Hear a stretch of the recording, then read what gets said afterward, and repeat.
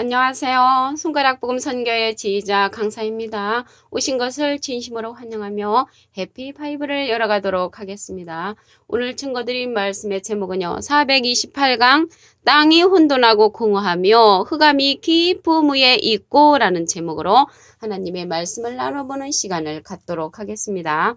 창세기 1장 2절을 보시면 땅이 혼돈하고 공허하며 흑암이 깊음 위에 있고 하나님의 신은 수면에 운행하시니라 라고 기록되어 있습니다.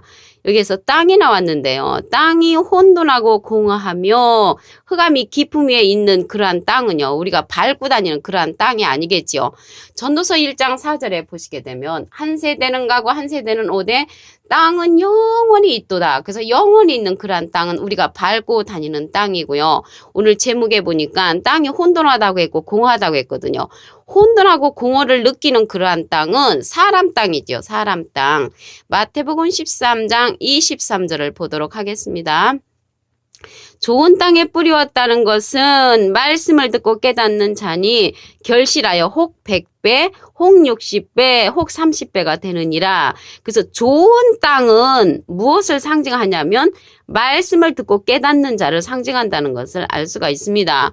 히브리서 6장 7절에 보시게 되면 땅이 그 위에 자주 내리는 비를 흡수하여 밭가는 자들이 쓰기 합당한 채소를 내면 하나님께 복을 받고, 그래서 하나님께 복을 받는 그 땅은 자주 내리는 비를 잘 흡수하는 그러한 자들이라고 했습니다.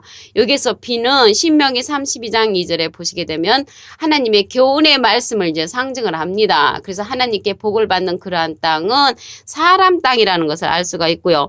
여기 좋은 땅은 말씀을 듣고 깨닫는 자라는 것을 말씀을 통하여 알 수가 있습니다. 마태복음 13장 8절에도 보시게 되면 더러는 좋은 땅에 떨어짐에 혹 100배, 혹 60배, 혹 30배의 결실을 하였느니라. 그래서 좋은 땅이라는 것은 결실하는 자, 말씀을 듣고 깨닫는 자로서 결실하는 그러한 자라는 것을 말씀을 통하여 알 수가 있습니다.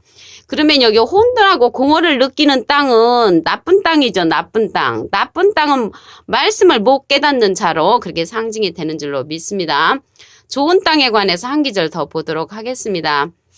누가복음 8장 15절에 보시면 좋은 땅에 있다는 것은 착하고 좋은 마음으로 말씀을 듣고 지키어 인내로 결실하는 자니라. 그래서 좋은 땅은 인내로 결실하는 자고요.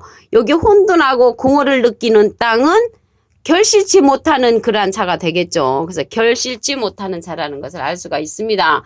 좋은 땅에 관해서는 결실을 하니까 누가복음 8장 8절에 보시면 더러는 좋은 땅에 떨어짐에 나서 100배의 결실을 하였느니라. 이 말씀을 하시고 외치시되 들을 귀 있는 자는 들을지어다. 그래서 하나님의 말씀을 들어서 결실하는 자는 좋은 땅에 있는 그러한 자라는 것을 알 수가 있고요.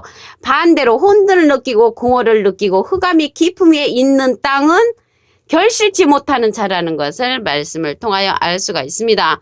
어두움이죠. 여기 흑암이 어두움인데 어두움은 깨닫지 못한다고 했습니다. 요한복음 1장 5절에 보시게 되면 빛이 어두움에 빛이 돼 어둠이 깨닫지 못하더라. 그래서 어둠에 있다는 것은 여기 흑암이 깊음 위에 있다는 것은 깨닫지 못하는 것을 가리키는 것입니다. 다시 한번 보시면 요한복음 1장 5절 빛이 어둠에 빛이 돼 어두움이 깨닫지 못하더라. 그래서 흑암이 깊음 위에 있다는 것은 깨닫지 못한다는 것을 말씀을 통하여 알 수가 있습니다.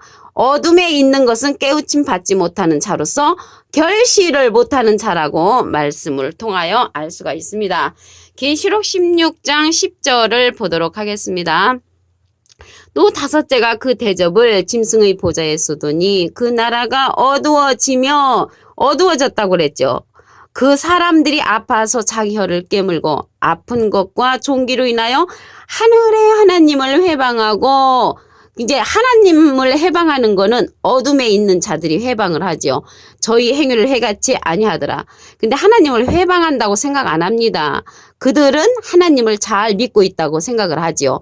예수님 당시 때를 생각해 보면은 하나님이 예수님을 보내셨는데 하나님을 잘 믿었던 사두개인 바리새인 율법사들이 예수님을 배척을 했죠. 예수님을 배척하고 심지어 십자가에 못 박혀 돌아가시기까지 하면서 하나님을 잘 믿는다고 그들이 생각한 것처럼 이 시대 어둠에 있는 자들이 하나님을 회방을 하면서 하나님을 잘 믿는다고 생각을 합니다. 하나님의 일은 요한복음 6장 29절에 보시게 되면 예수께서 대답하여 가라사대 하나님의 보내신 자를 믿는 것이 하나님의 일이니라. 그래서 하나님이 예수님을 보내셨는데 하나님을 회방했죠. 예수님을 잘 믿어주지 않고 예수님을 따르지 않았기 때문에 하나님을 회방한 것처럼 이 시대도 하나님의 일은 하나님은 예수님을 보내셨고 예수님은 또 예수님의 소원대로 계시 받는 자를 이 시대는 보내신단 말이죠. 그러면 이 시대 하나님의 일은 하나님을 회방치 아니하는 일은 예수님의 소원대로 계시 받는 자의 말씀을 믿어주고 따라주는 것이 이 시대는 하나님의 일입니다. 마태복음 11장 27절을 보도록 하겠습니다.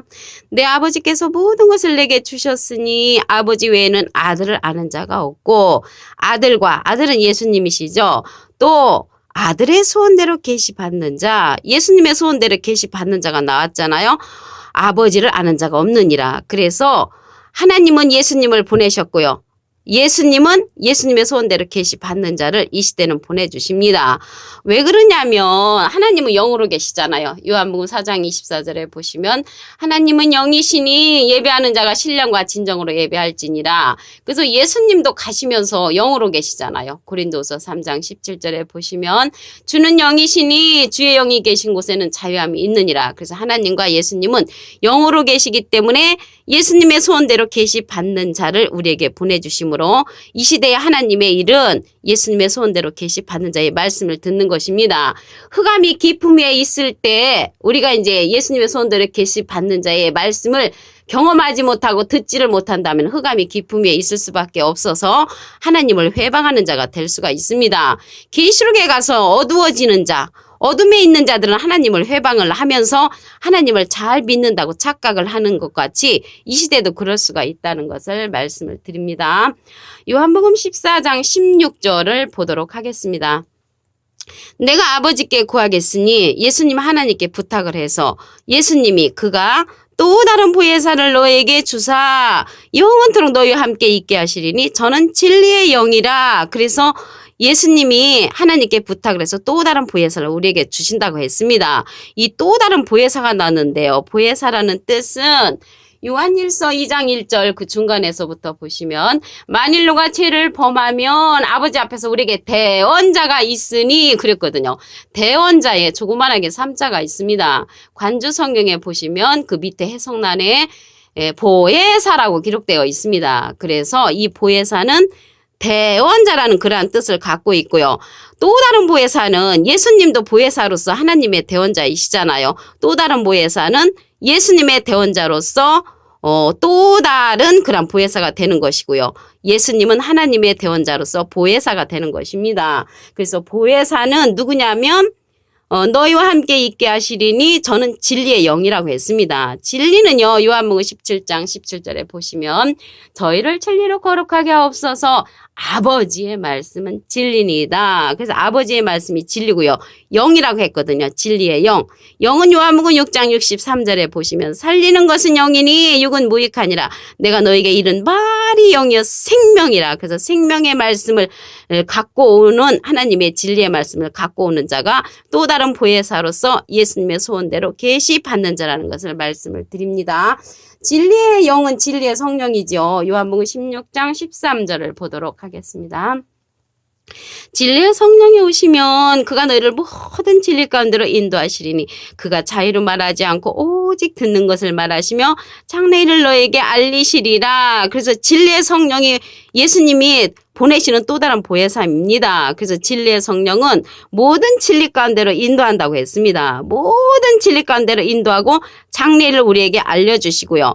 요한복음 16장 13절에 보시게 되면 예수님의 영광을 나타내고요. 예수님의 것을 가지고 우리에게 알려주는 그러한 성령은 진리의 성령이라고 했습니다.